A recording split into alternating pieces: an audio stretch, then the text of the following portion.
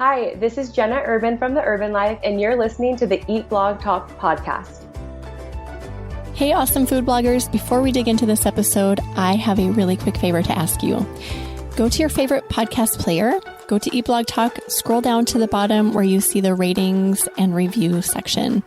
Leave Eat Blog Talk a 5-star rating if you love this podcast and leave a great review. This will only benefit this podcast. It adds value. And I so very much appreciate your efforts with this. Thank you so much for doing this. Okay, now on to the episode. Hey, food bloggers. Welcome to Eat Blog Talk, the podcast for food bloggers looking for the value and confidence that will move the needle forward in their businesses. This episode is sponsored by RankIQ. I am your host, Megan Porta, and you are listening to episode number 345. I have Jenna Urben with me today. She's so awesome. She's going to talk to us about trends to pay attention to in Q4 here in 2022. Jenna is the content creator behind The Urben Life, a food and lifestyle blog where she shares allergy-friendly recipes and travel guides. Jenna started blogging about 5 years ago and was immediately drawn to the community aspect. Over the years, she realized there was a need for more transparency in the creator space, so she went on to create Blogger Bites to provide bloggers and influencers with resources and tools they can use to thrive. Hello, Jenna. Thank you so much for joining me today. It's such a pleasure to have you back on Eat Blog Talk. Hi, Megan. I'm so excited to be here. So excited. I always love our chats. And today we're going to talk about Q4 and what to pay attention to, what not to pay attention to, what's important, etc. But first, do you have another fun fact for us? I do. So today I want to share that I am an Enneagram 2, and I feel like that's not very surprising. The Enneagram 2 is known as the helper, or basically someone who's friendly and empathetic and can also be people-pleasing. And so I loved learning about my Enneagram, and I feel like it made me understand why I operate the way I do. So highly recommend looking into that. Do you know yours? Yes. So I am now I'm going to forget. I'll look it up while I'm responding to you. You being a 2 does not surprise me at all. When we were talking about this on Clubhouse, I was like, I know Jenna's a 2. Oh my gosh. I have a question for you about that. Do you find that being a helper actually can hurt you in some ways? Like you're helping people too much? Yes. Okay. I'm actually glad you brought that up, because when I kind of started digging into this and just thinking more about it, I kind of had to put up boundaries for myself so that I can help myself, not only other people. And so, that was really eye-opening, actually. Yeah, for sure. I mean, if you're a 2 and you don't have boundaries, I can see where you could totally get taken advantage of. Yeah. Well, and it's I want to help. And so it's actually super hard for me to kind of put up those boundaries not to help. And so, it's actually kind of interesting how it all plays out. So I am a 3 with a 2 wing. So I am an achiever. Yes. And a very close second for me was a type 2. So like you. That makes complete sense, Megan. Achieving always, more, trying to be better all the time. But then it's also super important to me that I am giving, and almost to a fault, where I too have to create boundaries, because without even knowing it, I'm like, oh my gosh, I just gave my soul to all of these people and I have to cut back or I'm going to die. Oh my gosh, Megan, that's 100%. Yes, I know what you're talking about. Oh yeah. So we can lean on each other for that and maybe be accountable for those boundaries that we both need. Okay, yes, sold, deal. All right. Well, I love knowing that about you. We should chat about this more on Clubhouse. I feel like it is so worthwhile to dig into your Enneagram and just understand who you are, at your core. All right. Well, let's talk about Q4. Q4 is, at the time this is being published, it's tomorrow. So, or maybe 2 days away or something like that. It's really close to Q4. So we are here. Q4 is here. It's upon us. And you are the trend guru.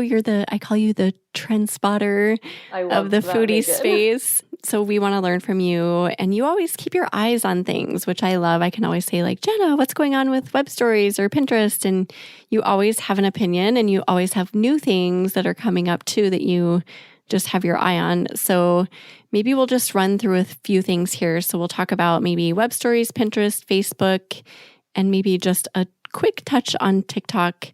But do you want to start with web stories? What do you see going on for Q4 with web stories? Perfect. Yeah. So I think it's kind of the same that we've touched on probably on all of our previous episodes. Like 100% still recommend investing time into creating these. But I think, especially as we go into Q4, really being strategic about what you're posting. And so, for example, back in July, right around 4th of July, I started seeing people making ranch water, which, if you're unfamiliar with ranch water, it's tequila, lime juice, and Topo Chico. Super easy cocktail. And I've been having that. I mean, I'm in Texas. So I feel like, yes, this is my cocktail. So I've been making it for years and it's kind of catching on now. And so I was seeing people making it on YouTube shorts and all the different reels and TikToks and whatnot. And I was like, hey, wait a second. Like, I have a blog post for that. I should, make a web story for it. And I couldn't believe I didn't already have one. And so it wasn't even that I was looking at Google Trends or even Pinterest trends. I just saw, just by being a user myself, like, okay, more than a handful of people are making this cocktail. Maybe I should make a web story for it. And it ended up, I had to go into my analytics so I could fact checked myself. It ended up getting the web story. It got 24,000 views and it drove 9,000 views to that blog post alone on one day. And that's insane. That's insane. That is insane. That's awesome. Yeah, I was glued to my phone that afternoon. I was like, what's going on? But I say that because I think that that's the power in trending web stories. And so that's great. I mean, it's obviously fantastic, but then it completely died after 2 or 3 days. So you can see those awesome, explosive stories, but I think it's also important that we have seasonally relevant web stories so depending on what season we're in. So if we're in the back to school season or Halloween, Thanksgiving, holidays, the stories that people are actually searching for. So Halloween cocktails or Thanksgiving sides, holiday cookies, something along those lines that people are actually searching for. They're still trending, but they aren't so short-lived. And so you have that consistent baseline. So I think that's that is what I will be focusing on. I think that's kind of the two best type of stories, especially for Q4. But I would love to hear what you've been doing. You actually always pop up on my Discover. Oh, good. So I'm like, oh, hello. That's awesome to hear. So I will be completely candid and tell you that my VA creates my web stories 100%. And I've just kind of told her given her guidelines and here's what we should do. And I think she does 5 a week for me. I just pulled them up just to see. So I'm going to look and see what's been going well. But I've been doing them consistently. We've been doing them consistently since probably November of last year, 2021. Yeah. And I mean, it's kind of level, even if you look at my analytics with, peaks and valleys here and there. But consistently, I mean, my web stories get 1,000 page views a day minimum. Yeah. So, nice. And then up to thousands, every once in a while, I'll get something like what you were talking about with your ranch water, where it's oh, that's awesome. Right. But that's good. Having that baseline of, even if it's 200 page views a day, having that baseline of extra page views for your web stories is awesome. Right. Yes. And I think what you said, consistency, I think there really is something to that with stories, because when I do let it fall to the side and I don't post stories for, a couple weeks or up to a month, it takes a while for that new story to start kind of circulating. And it's super interesting. Once it does start circulating, other old ones will randomly start popping up again. So I think, there's definitely something to the consistency aspect. And I love that you're also seeing that nice consistent baseline that, it doesn't even have to be, in the thousands, like you said, as long as it's just, more than something, zero. I right? mean, it's something. Five, right? Yeah, If it's more exactly. than zero, then you're doing well. Yes. And then the only other thing with web stories that I have noticed is so I think we've been seeing, was it last holiday-ish season where stories started showing up in search? Was that like last Q4 maybe? I think it was Q4. Okay. Well, now, so it used to be they were kind of a few thumb scrolls down, but it seems like more popular searches. I was trying to remember what it was, but I was searching for a recipe for myself just to make like for dinner one night.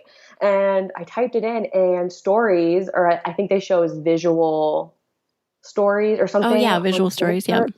Yeah, it was the first. They were right there at the top before anything else on mobile. Whoa.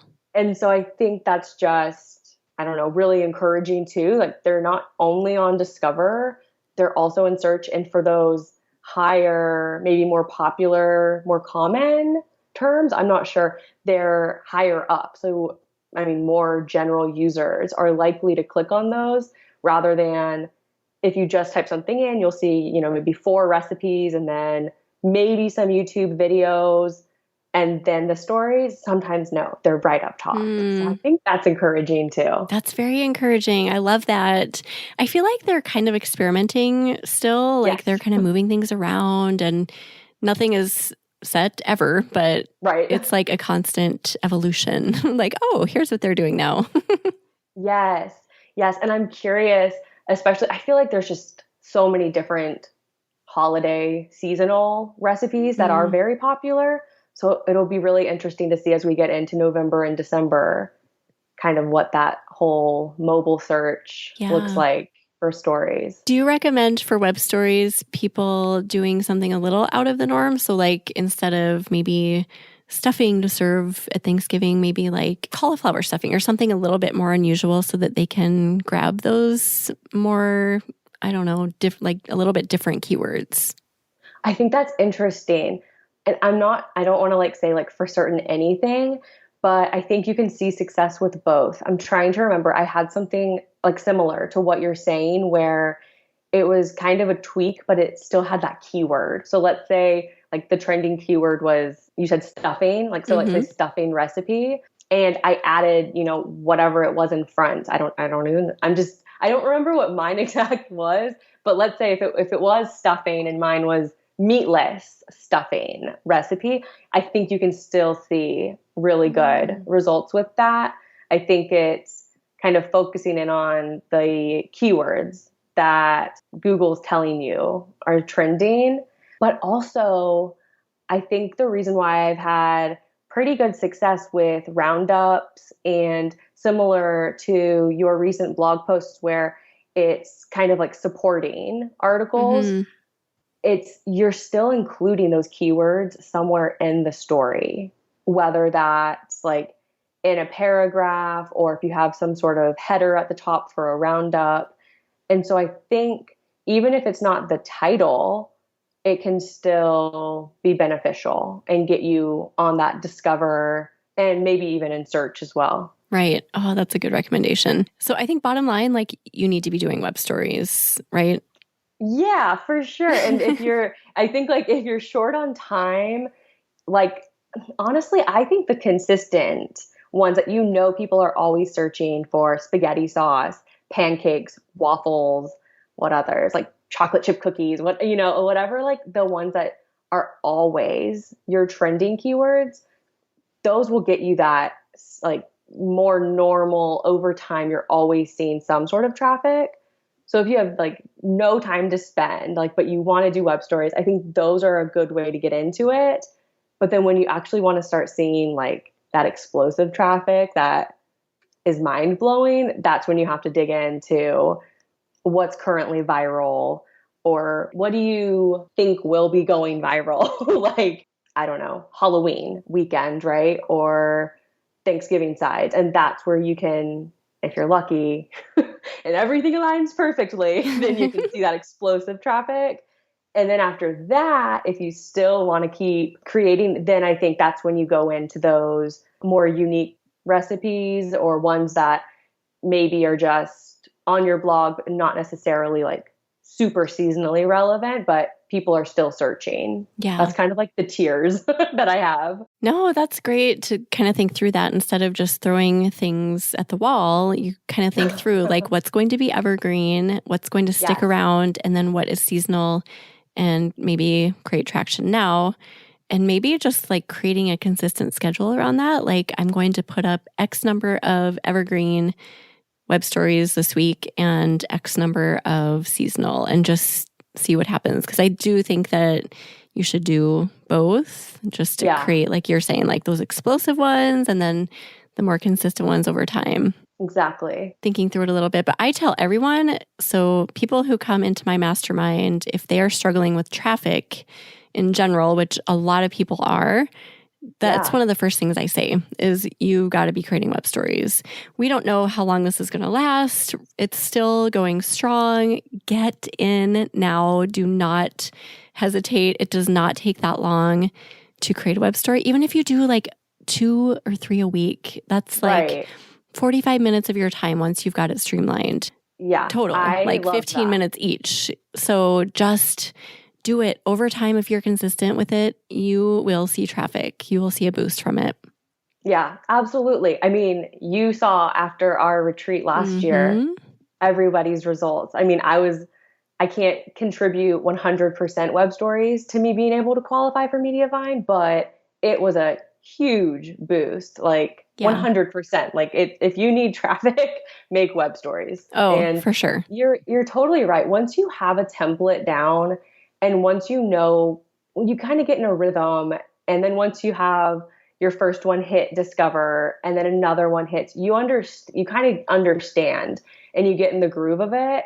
And you're right. It takes maybe 15 minutes to knock one out, maybe. Right. Like depending on what it is. Yeah. So I think you're 100% correct. It's just saying, okay, I'm going to post 2 or 3 stories a week. And I love what you were saying about one can be evergreen, one can be seasonal, and then maybe make one like, what do you think is going to be viral? Or what are you seeing on TikTok that's viral right now? Because it's probably going to carry over onto Google pretty dang soon. Yeah, right. And you could even incorporate like one will be a roundup or one will be informational, like you were talking about, or a supportive piece of content or something like that. But whatever strategy you come up with, just do it over and over and over and over, and you will see more traffic. Yes, absolutely. Okay, anything else about web stories before we move on to the wonderful Pinterest? Let's move on. Okay. Okay, so within Pinterest, I know there's like Pinterest TV. What is this, Jenna? Yes. Okay. So I believe it was our very first podcast recording or our first podcast episode. Oh, we talked about this before? Yes. Oh, wow. It has escaped my mind. No, me too. Well, because I was like, I feel like, did we talk about this? So when we talked about it last time, which could have been last year, it was just kind of rolling out Pinterest TV or PinTV. And we were kind of, I think maybe we were speculating on like, what is this going to be? Who's going to be able to use it? What does this mean? And so it's had a pretty long rollout and it's still getting rolled out. But if you go on your Pinterest app on your phone, the upper left-hand corner, do you see a little TV icon if you want to look right now? Because some people do and some people don't. So pulling at Pinterest up now. Okay, so I do see the little TV. Perfect. So yeah, so some people have it and some don't. I think it's becoming more and more common that you will have this. And so I'm not sure if we're going by Pinterest TV or PinTV. I believe it's going to lean more towards PinTV. And so if you click on that upper left-hand corner TV logo, if you click on it, you can see upcoming episodes and replays from previous live sessions. And that's what it is. They're live sessions. And so just like you could go live on Instagram, I mean, really any of the platforms now, right? Yeah. Now you'll be able to do that on Pinterest. And I'm actually going to be hosting a 2-part series on it. What? Okay. So so going live on Pinterest, can anyone do it or do you have to be invited? So you have to be invited right now, but I think we're getting closer to, how maybe closer to a year ago, it was like, who knows what this is? Now it's like people are going live. Like I've been watching people go live. They go live at different times throughout the day. And so you can click a button, remind me or RSVP, and 10 minutes before somebody goes live, you'll get a notification. And then when they go live, you'll get another one. And episodes can range from like 30 to 60 minutes. And if you miss it, it's okay because there's a replay of it. Oh. And so I'm super excited to see how this all plays out and rolls out. So you got invited to do a live episode. Just talk us through what you're going to be doing. Yeah. So this like just happened. And so basically, I mean, I'm going live on the app. And so I'm going to be walking through a couple recipes and I'm going to keep them extremely simple. Let's keep it basic. Yeah. And so it seems to me like the two main focuses and what effects this might have on Pinterest as a whole is the focuses seem to be on shopping links. And so you can include affiliate or non-affiliate links, and also connecting in real time with your audience. That seems to really be stressed. Like they really want you to feel like you are connecting with your users, especially those who are live with you right now. Okay. So that's pretty awesome. Yeah, that's very awesome. Yeah. And so I've been watching, like I said, I've been watching a few of the lives, and it's pretty cool how they've integrated you being live with a nice kind of transparent chat box that is exactly, I mean, similar to Instagram Live, how you can see the person, but you can also see the chat going. And then also, though, in addition to the chat, so think of the chat as being maybe half of the screen. And then if you split it in half the other way, so it's really a quarter of the screen. And then the other lower quarter is like a shopping carousel that you can link, like, I mean, any product that you're showing. And so for food bloggers, for me, especially like thinking like, okay, what can I link during these? I'm thinking my mixing bowl, my prep bowls, my spatula, stuff like that. And hopefully we'll also be able to link to our blog posts in there as well. So if you're making, let's just say, a ranch water cocktail, then you can say, look, it's not a hard recipe, but if you want to see a printable version, right? Or if you want to save it for later, click here and here's the full blog post. Oh, that's so cool. Okay, so there's a lot of potential here. I think so. And so I really hope that like a full roll, I mean, this is just like me being hopeful. I have no knowledge, but I really hope that it's available to everybody by the end of the year, because how cool could that be for like the holiday season? Everyone baking together. Gosh. Yes, right? yes. The potential. And that's just me, just speaking hopefully. I have no insider knowledge at all. Right. But how fun would that be? Oh my gosh, that sounds so fun. I love that. Especially, this is great for food bloggers, I think. Yes. So much potential. And did they just reach out to you via email, or how did you get the live session? So I was watching a PinTV live that I have to shout out Amy Katz, Veggie Save the Day. She sent it to me. I was like, are you watching this?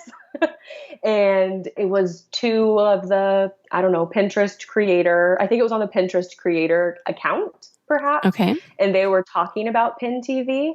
And they said, we're looking for creators. If you're interested, go to this link. And so I put in my profile, my name, my email address, and maybe they had me fill out like what type of content I create. Okay. It was just like, what do you want to do? What do you want to talk about? And then, they got back to me and they're like, okay, cool. Did these days work? And I was like, yes, 100%. Oh, cool. So it's not like a super hard thing to get into currently. I don't think so. I mean, I think they really want creators to be successful. That was something that they were definitely stressing on that live that I was tuning into. Like they really want to be there for creators. I think that they've seen how other platforms kind of have treated creators, and they want they're at least saying that, we want to be here for you. We want to make it easy for you. We want you to be successful. So I'm leaning into that one. That's so reassuring because I feel like for a long, long time, a lot of creators were like, wait a second, Pinterest, what just happened? Because we are the bread and butter of their platform. And then they were taking traffic away, it seemed like. So I love hearing that they're really putting a focus back on the creator. Yeah. Well, and I think we've seen that kind of being hinted with creator rewards and the creator hub and all of that. I think they're taking the right steps. It might be a little bit slower, but I would rather it be slower and actually work for our benefit than some, I don't know, several changes happening in a week that makes your head spin and nothing even works at the end of the day. Yeah. So let's talk about creator rewards, unless you had something more on Pinterest TV. Do you have encouragement there? No, I will keep you updated because I think this is just so cool. And I don't know, I'm pretty shocked that I filled out a form that said yeah, I want to do it. And they were like, okay. Yeah, right. Okay. Sounds good. Yeah. So I will definitely keep you updated. And by the time this podcast airs, it would have already happened. And so we might have to do a Clubhouse recap. Oh my gosh, yes. So be okay, this is what happened. Here's the tea. Here's what happened. So yeah, I will keep you updated for sure. But yeah, let's talk about the creator rewards. Yeah. Okay. So a lot of creators, foodie creators are being invited now. Not everybody. I know there are still some people who are like, wait, I want part of this program. And they're not quite yet, but it has been rolled out to quite a few foodie creators. Yeah. I think, did we join it around the same time or were you? July 1st was sorry. June or July? June 1st. Okay. I think we joined around the same time then. Because that sounds about when I joined. It's been 2 months, so June 1st. Okay. Yeah. How are you liking it? It's so great. I mean, honestly, my VA does most of it. This month in August, I'm going to take on more of the submitting because we were both keeping an eye and I was like, did you submit this? And she's like, wait, I already did that. So just to kind of, I don't know, just to help the communication a little bit better with us, I'm going to submit this month. But it's been going well. In June, we put very little extra effort in and made a nice chunk of money. And then in July, I made triple that. And oh my gosh. We didn't, I don't think she went above and beyond. She was just doing idea pins for me like usual. But a few of them really took off quickly. And so this was July, so summer. One of them was feta cheese dip was insane. It went bonkers really fast. Ooh, yeah, and okay. Then Bloody Marys did okay. And Snickers fudge did well, so that must be a summer favorite. But the one that did the best was my raspberry peach tart. Oh, yummy. Did really well, really fast too. And you can tell right away if it's going to take off. Because you'll see the numbers kind of shoot up immediately. Right. And if they go more slow, then it is a slow build throughout the entire thing, unless it's an anomaly. But do you find that too? If it's going to be big, it gets big fast. I agree. Yeah. And that kind of reminds me of old days of Pinterest when I would pin a standard pin and it's I refreshed and it was 1,000 impressions already. And I'm like, oh, heck yeah, we're doing this.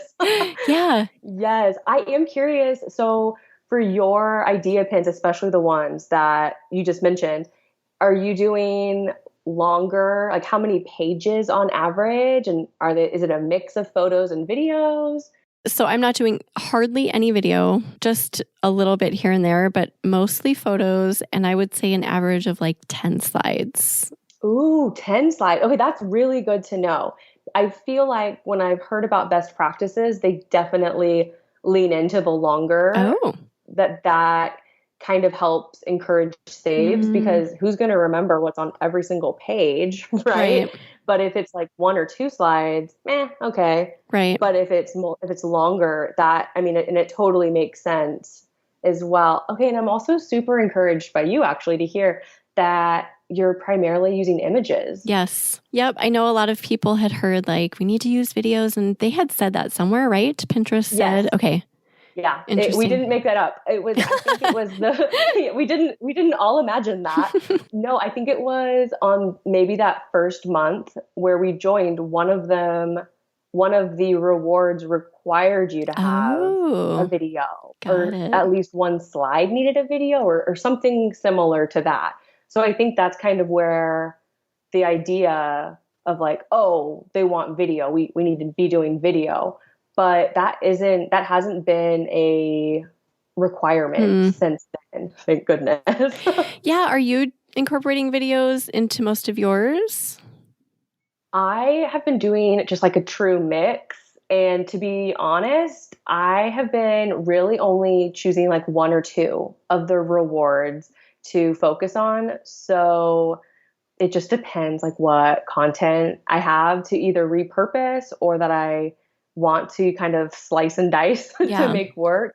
And so for me, what I've been doing is I'll either do all images, and so I'll include like maybe like an ingredient shot and then I don't know, a couple other images. Or what I've really been enjoying doing is if I have a reel, I will slice it into, I don't know, let's say four different clips. And then each clip is a different page. And then I might end and begin with an image as well. So I'm kind of doing a Oh, mix. But yeah, okay, I don't get a ton of saves on my idea pins. Like if I get over 100, that is okay. very, very, very good for me. Yeah. And so I've been focusing on, I think they call it like the publish weekly, get rewarded one. And that's literally you publish once a Oh, week. yeah. And that one, is that like, maybe that's like Right. $250 to Yep. do that? Okay. So I've been doing that one. And then, oh my goodness, the one I'm very excited about for this month of August is I think it's called Pay Per Save. And it's like $25 for each Mm-hmm. pin and then $2 per save. And so I like up to like, it was like 700. 700. Yes, Yeah. yes, yes, yes, exactly. So that's the one I was going to focus on. But if one of those idea pins happen to get 100 plus saves, then instead of focusing on the paper save, I'll just stick it into if you get 100 Right. saves, you get this reward. So yeah, there's a few different ways to go about it, but I like what you said earlier about it's not that much extra work to Mm-hmm. get really great rewards. Like these incentives are pretty awesome, I They think. are. Yeah. And you don't have to like stress about them. Like if it works into your Right. schedule, that's great. And for me, like, because I know like, okay, well, I want to be doing the publish weekly. So that's 4 idea pins that will only go towards that. And then if that's all I do, then I'm happy with that, honestly. Like Yeah. that's an extra 250 I wouldn't have. Right. And then if I want to, or I can, if I have other content that I can repurpose, then those will go for the other rewards. But yeah, I'm definitely planning ahead this month. Right now it's August 2nd. And so my goal is either tomorrow or Thursday to really plan out like, okay, what are the idea pins going to be for this month? That way I don't have to focus on it every single week. I will already kind of know. That's smart to kind of plan ahead and map it out a little bit. One thing about the publish weekly pins, now what Melissa, my VA, has been doing is she kind of keeps an eye on which ones are slow growers and uses Okay. those for the publish weekly. Are you doing something similar? Because you want to save those that might get 100 plus or even 200 plus for the other available options. So kind of Right. picking out those slow growers and putting those up for the publish weekly ones. Yeah, that's a really good thing to point out. I think I really only had one of those last month that I did immediately kind of see like, oh, okay, this one's doing something. And so I kind of waited to see like, are you going to get up there? And I don't remember how many impressions it got. For me, it was a lot of impressions, but it still only got maybe like 50 saves or Mm, something. And so I was like, well, that's good, yeah. but it's not going to get me to, like, I just kind of knew like, we're not going to get up to 100 or 200 or whatever it was. And it was getting towards the end of that week and I didn't have another one without like having to scramble. So I was like, we'll just, we'll tuck it into that one. Right. Yeah. It is kind of like a puzzle, like a game a little bit, like, ooh, if I could squeeze these in here and then use that. So it's fun to watch the month unfold as your idea pins generate saves and impressions and just kind of see how it all fits together. And then earning, like you said, even $250. Oh my gosh, that's a lot of coffees, or that's like something to tuck away into savings for your next vacation. Like that is not nothing. So that's a lot of margaritas. Oh my gosh, lots of yummy margaritas. Yeah.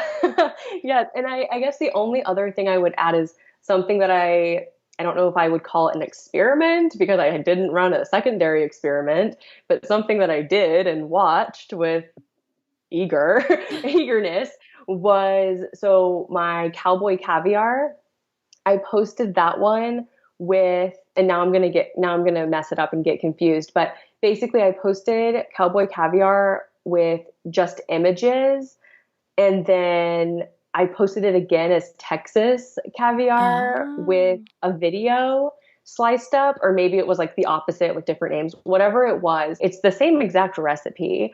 I just didn't double dip because for one, I used photos only, and the other I used video only. And one of them did, for me, it was like, okay, just so average, nothing great. But then the other one, it did incredibly well. That's the one where it got it was incredibly well for the impressions and more saves than usual. So for me, that's great. I think it's worthwhile to do experiments like that and just see, like, whether it's comparing video and photos or something else, just to see what is being favored on the platform and then tweaking. So it's actually funny. Even though we just got finished talking about video versus photo, it was actually the video that performed better. Who the heck knows what's going on? Yeah, that's the thing about experimenting too, is that you don't really always know what factor is working, right? Because there are so many different factors at play. So it's that's the one thing about experimenting and kind of, especially when things, idea pins aren't new necessarily, but they're still relatively new. Mm-hmm. And like, there's still things definitely going on and still stuff getting added. It seems like there's a ton of updates still. And so, there's so many factors to consider, definitely. Do you know, or do you have any instinct about like how long this is going to take to roll out? I'm just wondering about those few stragglers who are like, I want to be part of the rewards program. Have you heard anything about when they're going to be done rolling it out? I haven't. I know it's you have to be 18 years or older, US based. There's some sort of follower requirement. Yeah, I don't remember what that is either. Yeah, but I think the other thing too was, it was like you have to have posted 3 idea pins in the last month, and maybe they had to have a certain save count altogether. And so that's definitely, it's on the like Pinterest support page or whatever, because I've seen it. I've definitely seen it. And so I think making sure that you're hitting all of those requirements, and then, I don't know, just crossing your fingers. Yeah. But if you continue to go onto so it is on your phone in the app, and then you will see this little earn button pop up in the Creator Hub, right? And then if you click on that, you do need to go through a few steps. I remember, like, it asks you a few questions and you have to accept terms or something, and then it allows you to put your payment information, your bank account information in so that you can receive payment. But once you do, it's pretty easy. Once you do that, you're good to go. And then you get all of the, what do you call them? Like rewards, challenges, or whatever they are. Yeah. Yeah. And it really is a pretty seamless, effortless sign up, and payouts have been effortless and like no worries there. I think it's so great that Pinterest is offering these, because I know TikTok has their creator fund, and Instagram and Facebook has the Reels bonus play.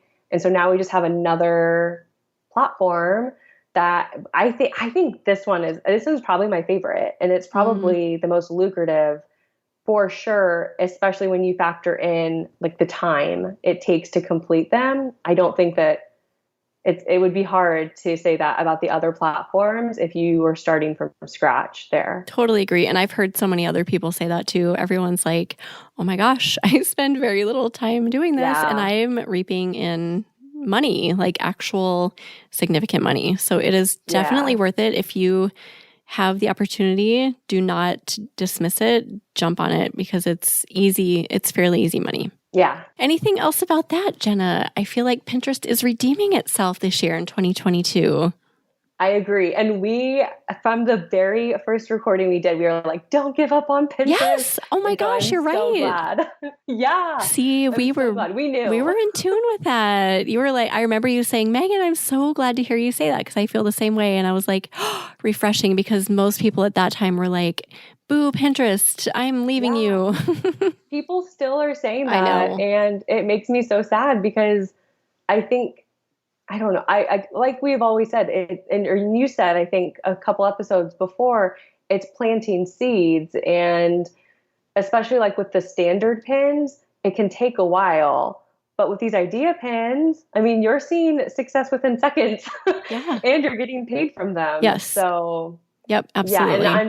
Yeah. And I think that there's a lot to come with it as a whole. And I'm very excited to see how it all plays out. I know. Isn't it fun watching this whole foodie creator world unfold? It's like you never know what's coming, but you have your instincts about certain things. At least I do. Like, okay, I can't let this one go. And I've always felt that about Pinterest. Oh, yeah. If I look at my analytics, I'm like, I should be dedicating way more time to Pinterest. Like, I get significant traffic from there.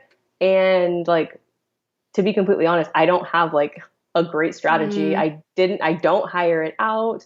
I don't use Tailwind anymore, but like it's still driving significant traffic. And so I'm like, yeah, I should probably dive in even deeper here because it's a big player for my blog, at least, especially compared to, let's say, Twitter, for example. Oh, right. Like, no, I'm getting nothing. Yeah, right. So just encouraging you to look in your analytics if you're listening, and maybe that will give you a little burst of motivation to dig into it a little more because it is worthwhile. The fact that it's such a visual platform is never going to change. It is visual and food is visual. So people love pictures of food. That is never going to change. So just digging into it and giving idea pins a little bit of your attention too. Do you want to move on to Facebook, your favorite, Jenna? You know I do. All right, let's do it.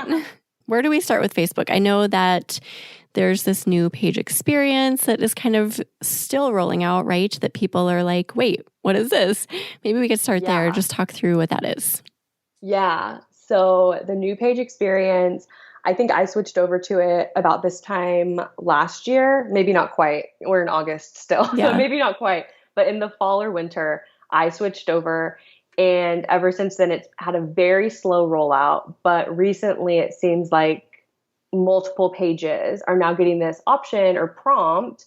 Sometimes it pops up on desktop. I've had it pop up on a couple other pages I use to manage, but still have rights to pop up just on the Facebook app. And basically, it'll just say, new page experience is here, switch over now.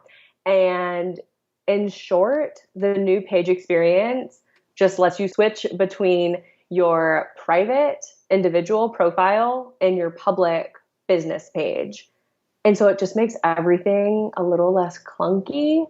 And for me, it enables me to be able to really separate, do I want to look at my friends and family, or am I here to post about my new lemon pasta? Right. I love it. Big fan. Highly recommend. I don't know why you wouldn't do it.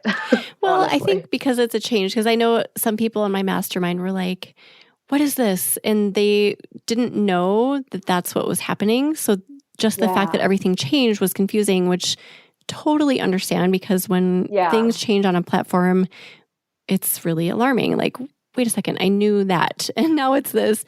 So just understanding what it is, like Jenna said, like you can easily switch between the two.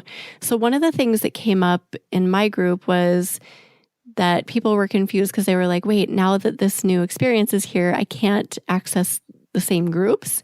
but it's because they signed up to those groups under like either their business or their personal. Do you know what I mean? So they had to like figure out which side they signed up under, and then they could access the group still.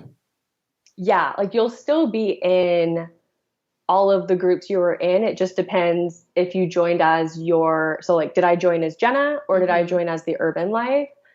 And so, yes, I do understand that like change, it can be kind of scary, especially for Facebook. Like Facebook your page has been your page for years. Whenever you created it, that's all you know. But I think the switch, I think it's going to be I'm very hopeful about the new direction of it. I've been super pleased with it. And I know that there's some confusion around like the Creator Studio versus Meta Business Suite. And those are pretty interchangeable. And so I think my biggest advice is, and this is just what I do as a user myself when I'm figuring something new out, is truly just to click around and just try to figure out where things are. If I can't figure it out and I like need to figure it out right now, I'll try searching. The Facebook support pages, not all of them are fabulous. Some of them are like, this doesn't roll out to everybody. And it's like, okay, well, it's rolled out to me. So what do I do here? I really suggest leaning into it and trying to figure it out, because I have a feeling that they're really going to be pushing this one hard. And so you can easily switch back always. Like if you switch over to the new page experience and you give it a try for a week and you're like, absolutely not, I hate this so much, you can always revert back and it's just like you've always known it. That's good to know. I didn't know that you could go back. Food bloggers, hey, let's chat about RankIQ for just a minute, a powerful keyword research tool made just for bloggers, so just for you. You have heard me talk about this amazing keyword research tool before, and I'm going to keep talking about it. Why? Because it works. I have seen steady organic growth on my own food blog in 2022, and the top reason for this is because I have prioritized running all of my content through this powerful tool. Here is why RankIQ works. All of the keywords in the database are handpicked by Brandon, the creator of the tool. You will not find any keywords in the tool that won't rank like you will in so many other tools. RankIQ keywords will give you novel ideas about new articles to write and ways to rewrite existing content.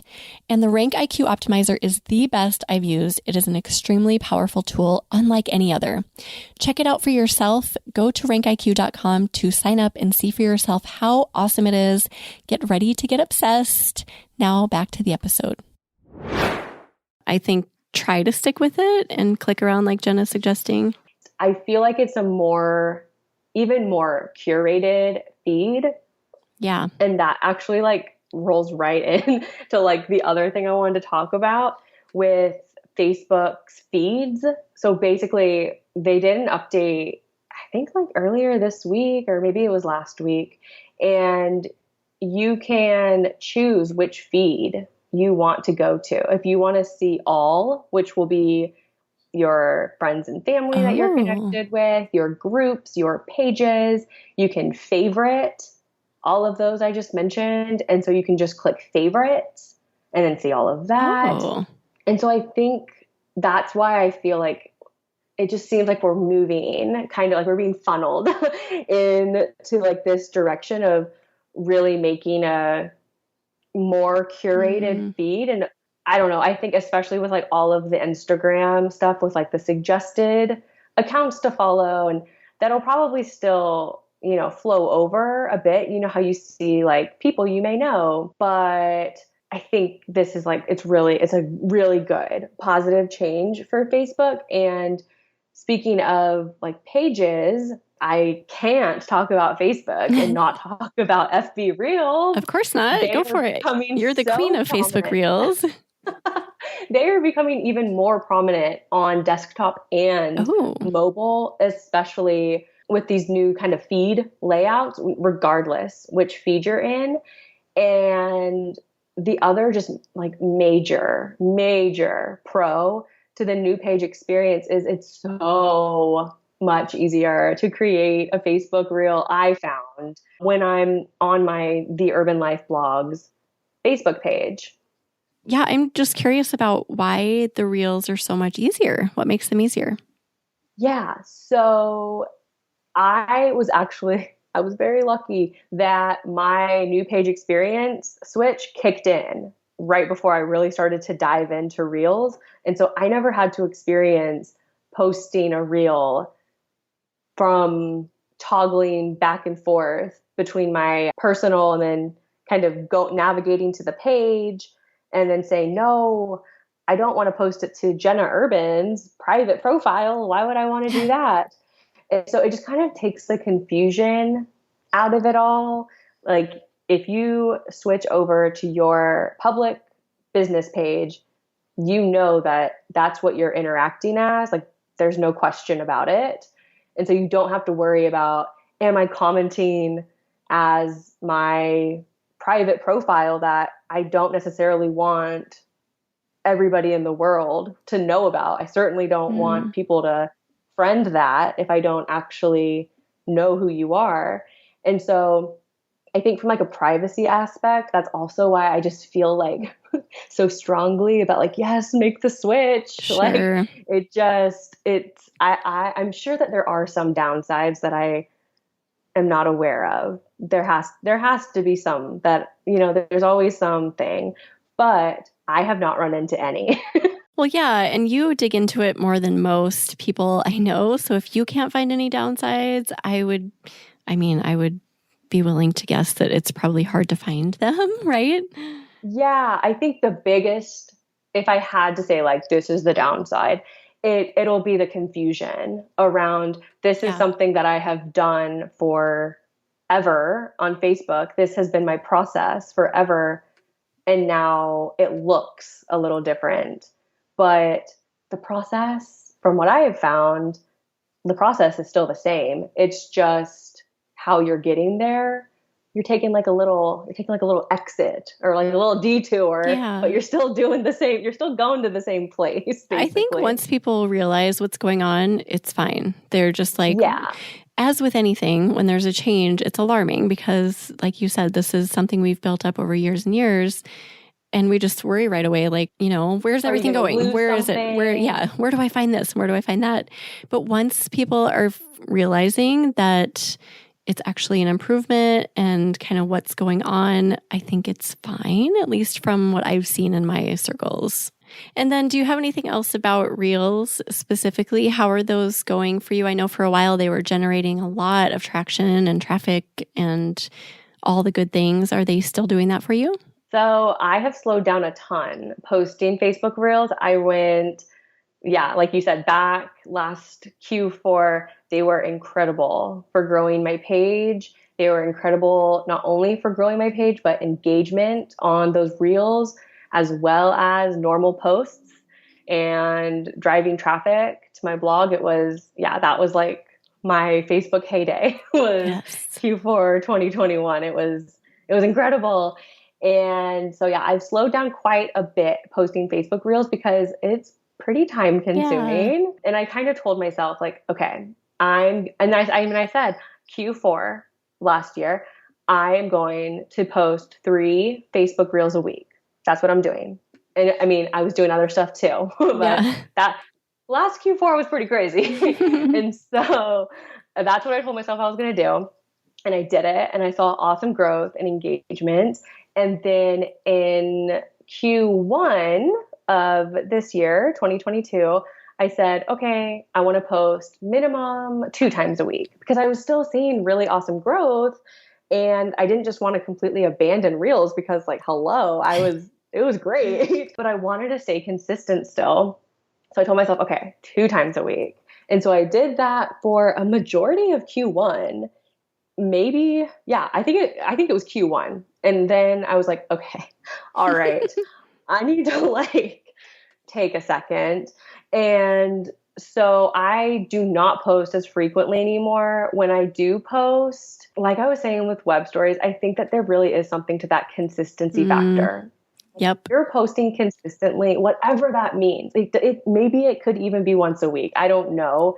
but just something that gives signals to not only your audience, but also the platform. There is something to There that. is. Yeah. And so now when I post, I don't see as explosive growth or crazy high engagement. I still get comments and I still get likes.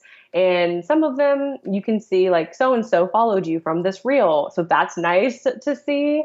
But definitely, if you're trying to grow your Facebook page or reach a new audience to hopefully drive traffic to your blog or a group or whatever your goal is, I definitely think posting consistently and 3 times a week was the sweet spot for me. And then just to go a step further, I think really because now I've had time to kind of like sit back and look at like, okay, it wasn't, I mean, I definitely think the consistency played a huge role and just like the sheer volume of what I was pushing out. But I think the ones that like really drew a crowd, if you will, and had that great engagement that translated to new follows, they were either super shareable or they kind of sparked something that would make somebody want to comment. And so, Okay. yeah, like I did the vegan buffalo cauliflower wings. Ooh, yummy. And people are like, why? Yeah, they are very great. Thank you, Megan. People are like, why would you make cauliflower wings? Just eat chicken. Or like, you can't call those wings, so you have those like, I can call them what I want to call them. Right? I was like, keyword research told me actually, this is what I should call them. Yeah, no. So you have those people commenting. So that's driving the engagement. But then you also have the people who know what a cauliflower wing is. They're like, ooh, heck yeah. I'm going to share this. So they're sharing it. Other people are commenting. And so I think that's like the perfect kind of formula, if you will, is like the consistency. Controversial. The controversial. Yes, that's like what I used to say. I was like, try to make it a little controversial, like nothing crazy, but like calling it, a baked wing. Well, it's a cauliflower wing. Right. And how you're not going to offend too many people with regards to food. I always like food drama is okay drama. It's not like you're putting your political opinions out there or anything. It's like food. So how mad can people get? And people actually do get mad, but whatever. Yeah. I'm always like, it's food. If they get mad, it's fine. Yes. I agree. And there's always a way to spin that too. No matter what you're talking about, you could find some sort of controversy to put up about pretty much any recipe, right? Like, I mean, you're all creative people. You can find some creative angle to be controversial with your food. Yeah, I think so. Get the people talking. That's right. And yeah, I think that was really when I look back at the ones that were like, some were like hitting millions, which was for me, that was just like insane. Like, yeah, they were the ones that were veganized, or so vegan bloggers listening, or like I used a product called Just Egg, and it's a plant-based egg scramble, but it's called Just Egg. And so when I say what I'm using, like add the Just Egg here, if you don't know what Just Egg is, it sounds like I'm saying like, just put the egg in. Oh, gotcha. And so that one, whew. Oh gosh. Oh, I bet you got flamed for that. Right. Oh my gosh. People are like, wait, now you eat eggs. And I was like, oh my gosh. And it actually took me a second to realize, because I was like, I very clearly said Just Egg. Oh, that's so funny. And then finally I was like, oh no. Oh gosh. But yeah, like good drama, right? Like something that's going to draw out engagement from people for sure. Right. And then you think about like, okay, well, now I can make a follow-up video. And then you can say, hey, this last video I posted, blah, blah, blah. And then people are more likely to not only watch that video, but go back and watch a previous one as well. Oh, right. So kind of see where people are getting hung up or what's stirring up comments. And then you can go further, dig deeper. Yeah. Look at what the comments are telling you to gauge moving forward. You could even go to your blog and see which posts are like highly commented and like what people are saying. I can think of a few on my blog that have stirred up a lot of comments over the years, and I could create. Oh, do share.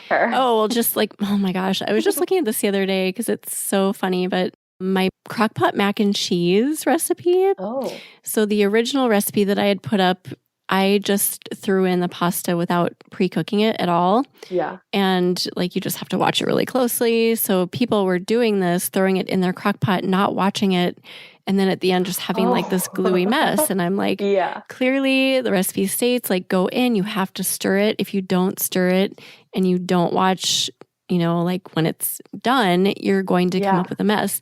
But people were like up in arms. Like, I can't believe you call this recipe. There are hundreds and hundreds of comments on this post about just how I suck and I am whatever.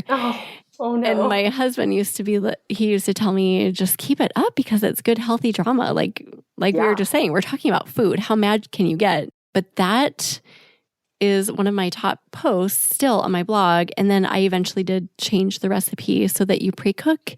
And then I give like the alternate, like, here's the original version where I don't pre-cook, but then you have to give disclaimers. It's like so funny. Right. I'm like, I think one of my replies to somebody's comment was like, this is hilarious. This is pasta, people. Like, you guys are getting so mad about pasta.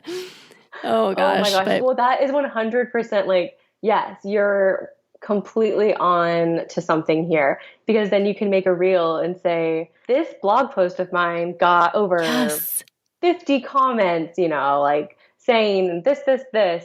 And then not only do you get to like talk about the recipe and maybe share the recipe, but then someone on Facebook is like, oh, this girl has a blog? Yeah. Like a website? Like, some people are still genuinely surprised when like creators have an actual URL. Right. Yes. And so like, and sometimes even when I hear that from TikTok creators I follow, they say, this has been on the blog for 7 years and I recently gave it a refresh. And I'm like, oh, I didn't know you've had a blog for 7 years. Yeah. And then I go to it immediately. And so, yeah, that's just another way that you can make reels work for you. Right. No, yeah, that's great. You can think around so many ways, or just take out the point that is causing the commotion and just talk about that in a reel and see what happens. Like, here's what I did for my forsaken mac and cheese that had uncooked pasta or whatever, and just see how people forsaken.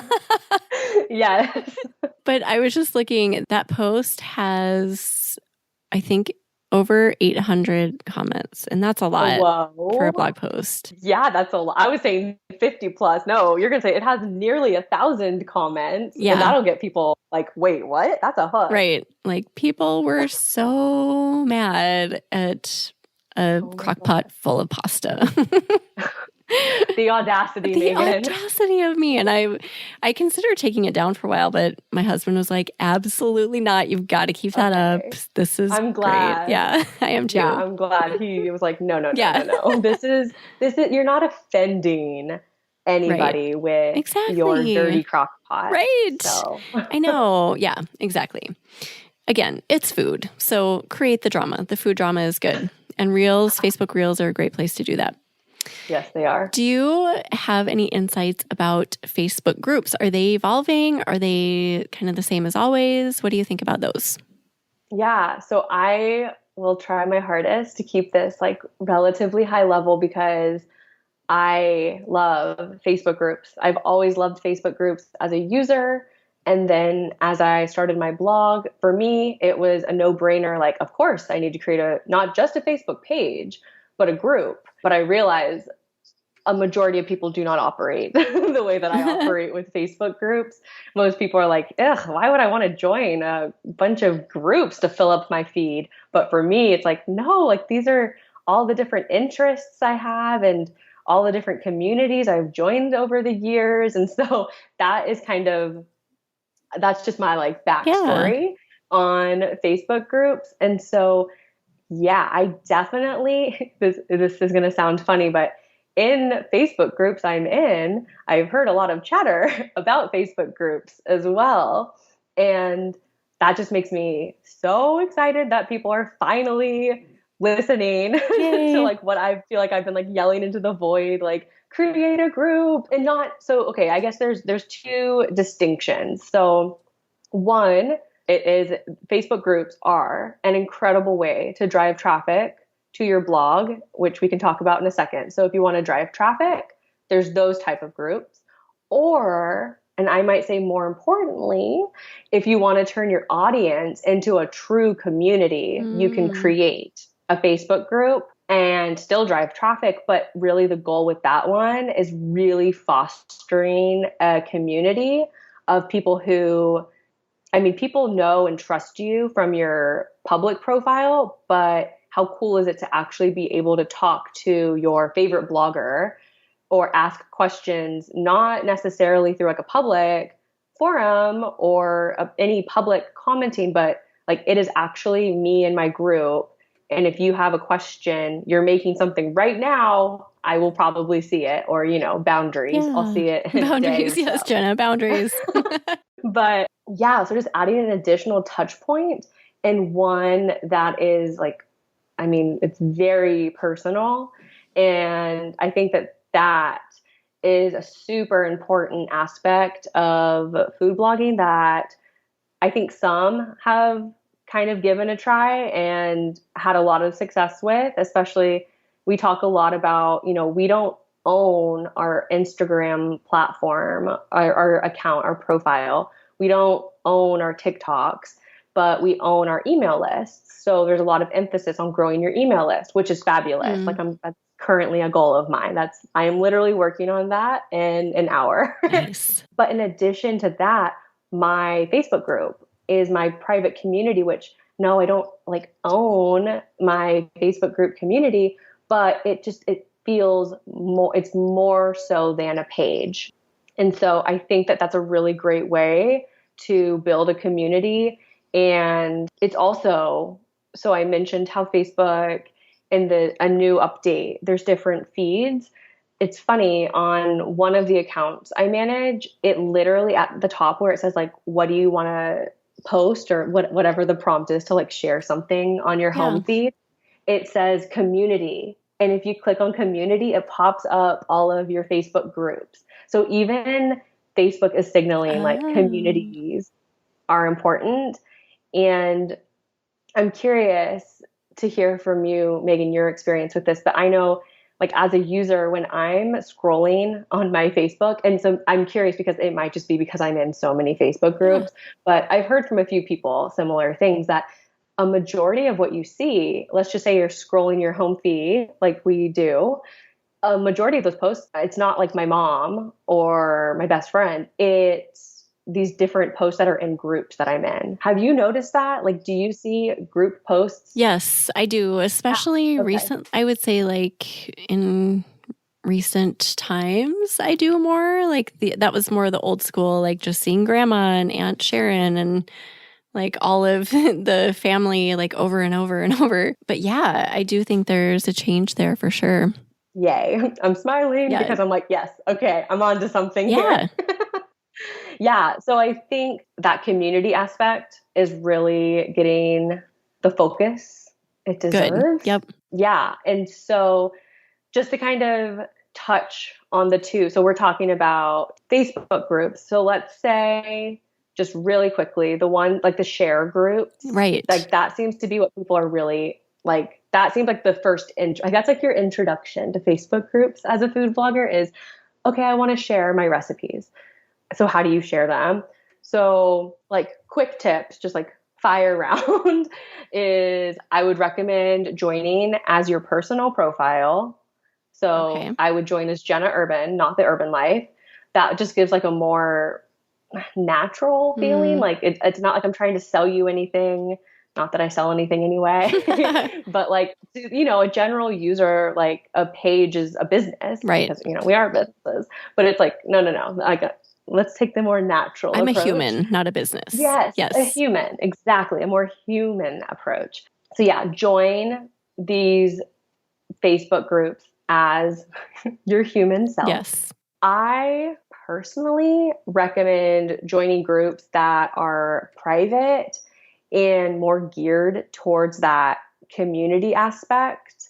And so those like just like how you can kind of identify them is they won't have a ton of other bloggers in them. And I like to make sure that I find like the most bang for my buck, I guess. When I share are the special diet type groups because I do have a focus dairy-free and egg-free recipes. And so when I'm sharing to delicious dairy-free recipes, that does a lot better. I get a lot better engagement than if I just shared to recipe share.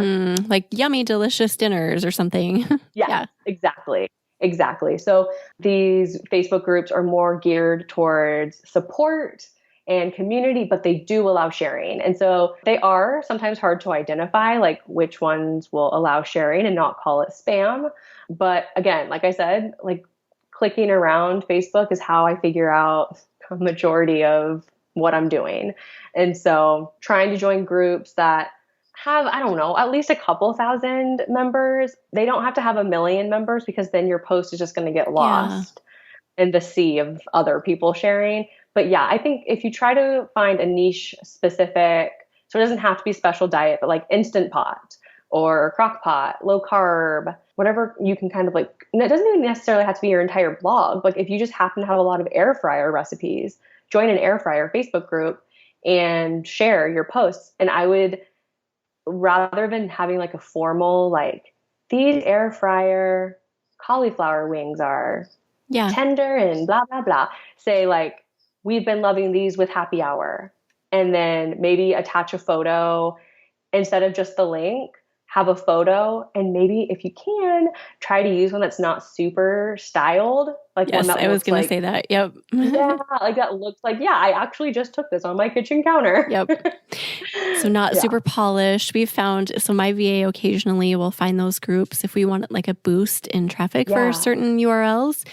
And she's found that like if she just makes the recipe or if I do and just snap a picture with our phones, putting that up is way more well received, I think, than the polished photos. I love that you're seeing success with that too. Yeah, I think there's something to that because it's like, oh, this is attainable. Like it's real. That looks like something I can make. Yeah, exactly. Oh, I'm so glad you said that. And I like that you said that the groups don't have to be filled with people, like 1 million plus people. It can be like hundreds of people. Yeah. I mean, there's one group I share in that actually isn't even to 1,000, but every time I post, like not everybody in the group, but like there's like a good amount of comments. That's awesome. That come in like, oh yeah, I tried your last, whatever you posted last week. It was great. Can't wait to try this one. Like they start to kind of know who you are. And so it's still the human aspect, but it's like, okay, they know that I'm a blogger and this is me, but it's like, it's okay because you kind of get that sort of community, even though it's not necessarily your community. But yeah, so it's super interesting. And I feel like there should be like some sort of disclaimer, like all of these groups are so different. Like some I'm in, like we were saying, if you just share kind of the more candid shot, that works really well because the members of that Facebook group, that's the kind of stuff that they are sharing on, like that's what they share as well. So there's that, but then there's also some that maybe do have more bloggers in them. And so you can see like there's different image designs and like graphics that I feel like become popular throughout, I don't know, every year kind of takes on like a new design. Look and feel. Yep. I know what you mean. Yes. You know what I'm talking about? Yep. Yes. And so people will get used to, okay, if they see these 3 food bloggers kind of have this design, then you can kind of throw in that kind of design or something I do because I'm not a graphic designer and I don't want to be. I will just use my Pinterest pin, like the pin that I created. I will use that instead. And so it has a very big block text, whatever it is, and then it has the photo. And that works just as well. So kind of like feeling out what type of content gets posted in that group and not just what gets posted, but what do you see getting the comments or reactions? and then kind of going from there. Oh, that's a great tip. I love that. Just recycling some stuff that you've already made. Might as Oh yeah, well. I'm like the repurposing Oh, queen over oh my here. gosh. Like, Yes. Yes.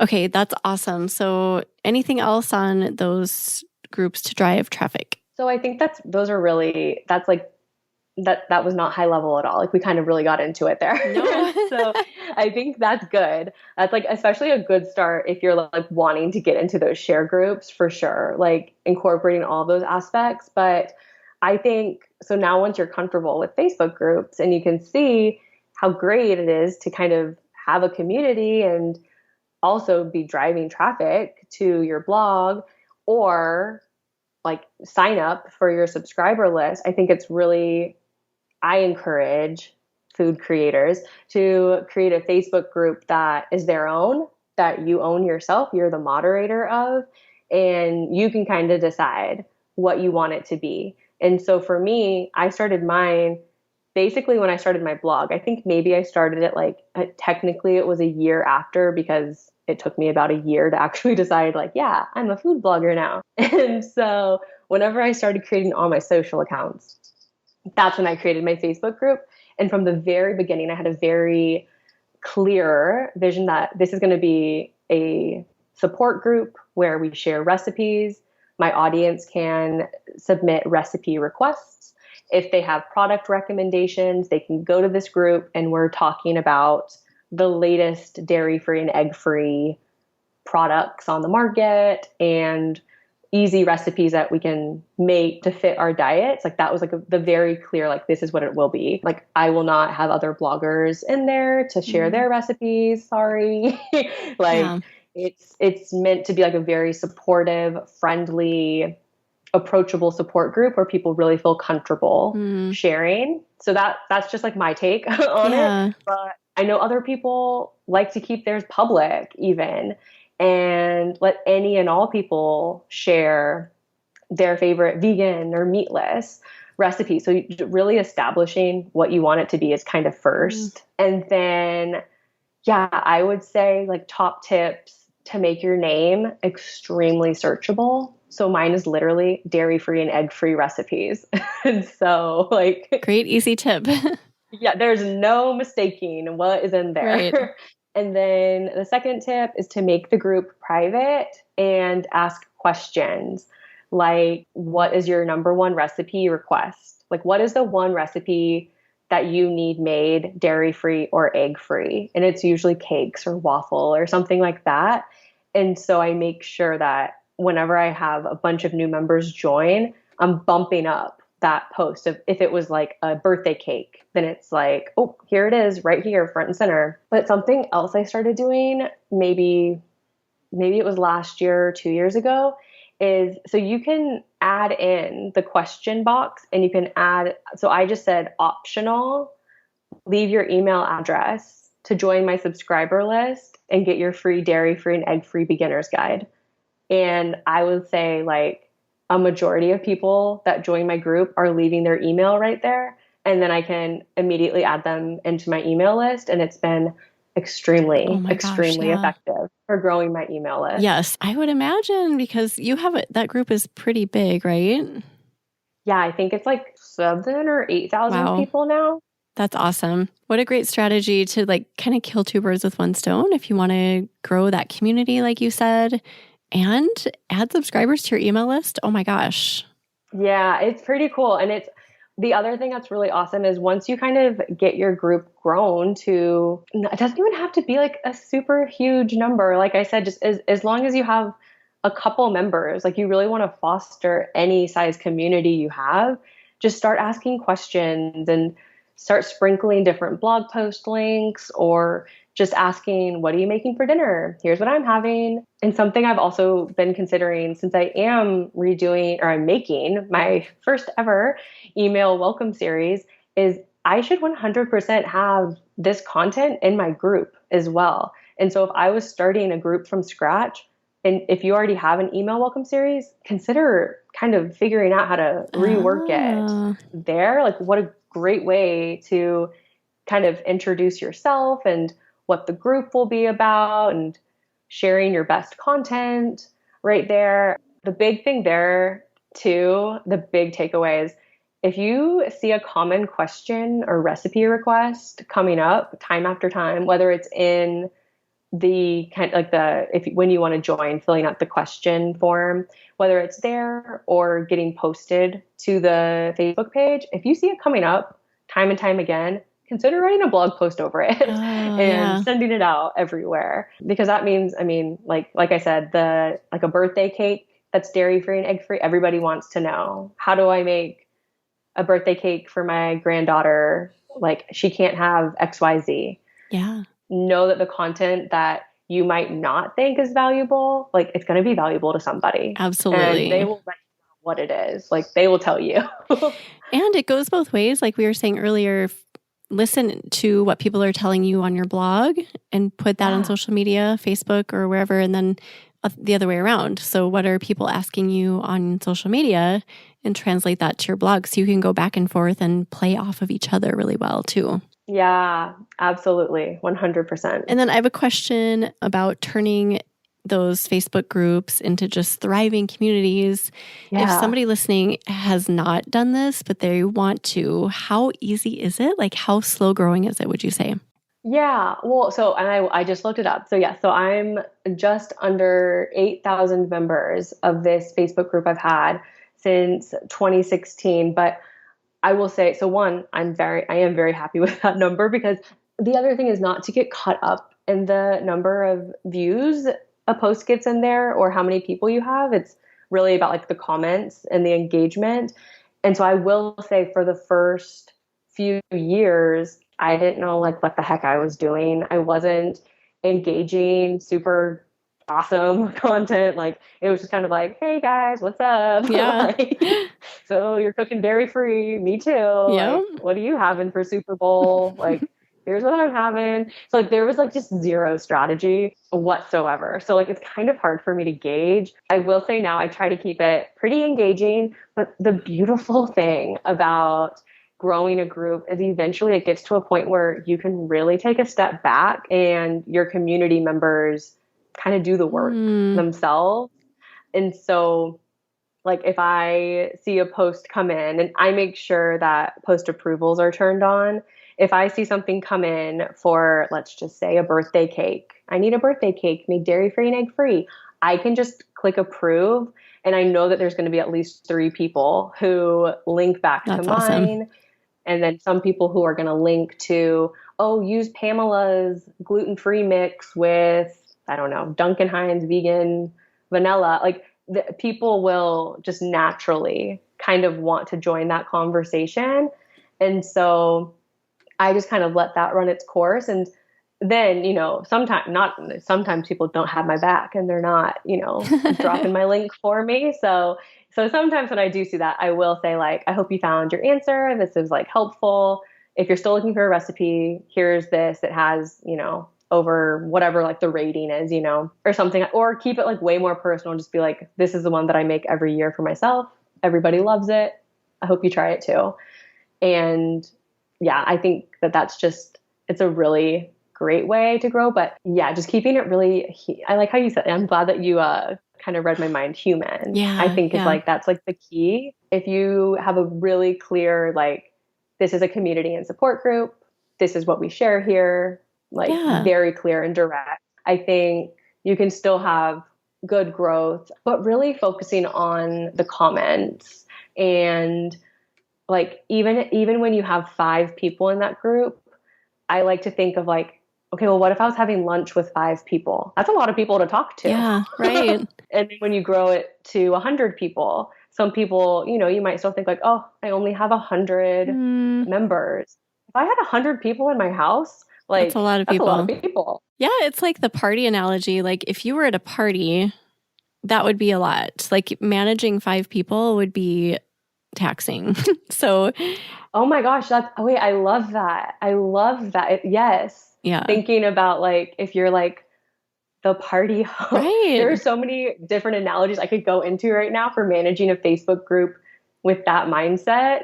Okay, we might have to dig into that maybe later if this is of interest to anybody listening, because yeah, I really do think that this is I do think it's a pretty important aspect, and it's one that can easily be overlooked just because it's not one of your like Pinterest. Like everybody knows what Pinterest is. Everybody kind of knows how to use it, or at least you have a way of using it. And then that it's even the same for Facebook pages, but Facebook groups, that's not discussed as much. And like, I don't even talk to that many people that have their own Facebook community groups. And that's purely because not many people have them. Yeah. You can set your own rules, basically. Like it's your group, do what you want, establish the rules, communicate the rules, and then go from there. Yeah. And there's so many, just like, do you want to grow your email list with it or drive traffic? Or do you truly just want a place where people feel comfortable coming to you? So Right. yeah, also identifying like, what do you want out of it? Yeah, right. Lots of stuff to think through, but it can definitely benefit your business if you're willing to put in a little time, because it is more time up front, right? Like once you have the members in there and really happy and kind of communicating with each other and engaging, you do less work, but up front, you're going to have to do a little bit more work. Yeah. And I wish I had a better memory to remember kind of when I was able to be more hands off. But honestly, I feel like it was maybe in like 2018 or 2019. So, I mean, really, once you establish kind of what the norm is, and you can also schedule posts too. So just, I mean, there's just so many options for how often you want to be in there. And so, yeah, I think just, I would encourage everyone to at least consider what your group could look like and what your community could look like and what that could mean for your blog. I like that. Oh my gosh, we have talked through so much to think about on the spectrum of Google Web Stories, Pinterest, Facebook, and everything that falls within all of those. I was going to touch on TikTok, but maybe we can do that another time because I really don't have much to say, just that I'm a little frustrated with it. I was like going strong and seeing decent-ish numbers and then like nothing. So I'm like, Well, I feel like we should also say that at least one time we talked, I believe on a podcast episode, you said that you were never going to try TikTok. I know. And so I think it's an important reminder that we're allowed to change our mind about any of these things. Yes. We can decide, I want to give this a try, and then we can give it a try. And then we can say, and not saying that you're saying this to TikTok, but you could always say, okay, I gave it a try and never mind. That is the perfect way to end because it's so true. Like we hear all these things, then we feel like we have to dig into all of them. And then maybe we do a couple, and then we almost get to the point where we're like, well, I committed, so I have to continue, but you don't. You don't have to do anything. This is your business. If you want to start web stories and then stop, you can do that. You can do whatever you want to do. So yes, that is the message. These are all great options and will provide value to your business and your audience if you dig into them, maybe. But if you decide you don't want to pursue them anymore, you have the right to set it down. So that is, yes, absolutely. Great way to end. I love that, Megan. Yeah. So another time we'll dig, maybe in Clubhouse, we can talk about TikTok. I want to get some other opinions on that because I don't know. Yeah. Another day, another time and place. Yeah. But yeah, I want to hear these thoughts and frustrations. So yeah, maybe Clubhouse. That sounds good. Oh my gosh, Jenna, as always, you're just such a wealth of knowledge, and thank you for sharing your insights with all of us. We appreciate you. I appreciate you so much. You are the best ever. Megan, you're the best. I love doing this, and I love just chatting with you. I know. In general, it's always a good time. I so agree with that. So we will put together a show notes page for you, Jenna, if anyone wants to go peek at those. eatblogtalk.com/the Urban Life 3, and Urban is spelled with an E-N. Do you have another little bit of inspiration to leave us with today, other than all of the amazing stuff you've already shared? Well, I do have something that I actually wrote down.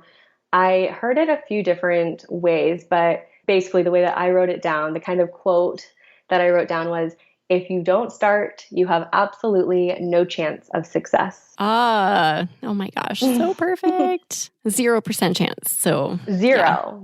So if you want to give something a try, give it a try. You have nothing to lose. I mean, in theory.